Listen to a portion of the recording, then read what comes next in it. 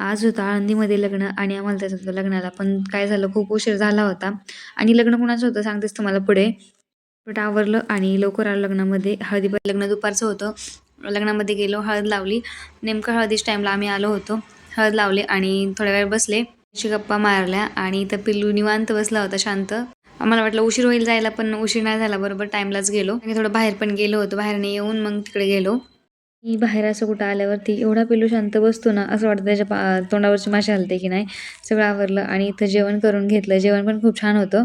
पिल्लूनी मारला होता गुलाबजामवरती ताव. ही आता झाली होती फायनली लग्नाची वेळ. सो इथे नवरा मस्त अशी नवरा नवरीची एंट्री झाली. ते पिल्लूला टाकायच्या होत्या अक्षदा अंगावरती.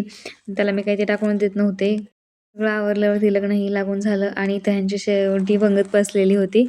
मंडळीची शेवटी पंगत बसली होती लग्नाची.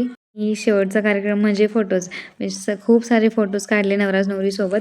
आणि लग्न होतं त्यांच्या मित्राचं. मित्र पण आणि रिलेटिव्ह पण लागतात ते आमचे. लग्न खूप छान झालं आणि शेवटी मला थोडंसं फोटो सेशन करून घ्यावं. म्हणजे व्हिडिओ इकडे फोटो काढस्तवर मी माझी निवांत चालले होते इकडे फोटो सेशन. नवीन लग्न झालेल्या नवरा नवरीचं खूप खूप अभिनंदन आणि भावी आयुष्याच्या खूप खूप शुभेच्छा.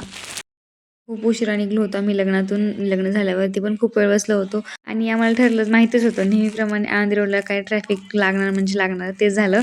जावं म्हटलं तर बोलता बोलता भाऊजींसोबत शॉर्टकट घ्यायचंच विसरलो होतो.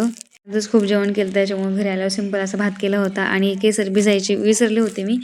त्याच्यामुळे सिंपल तसंच केला.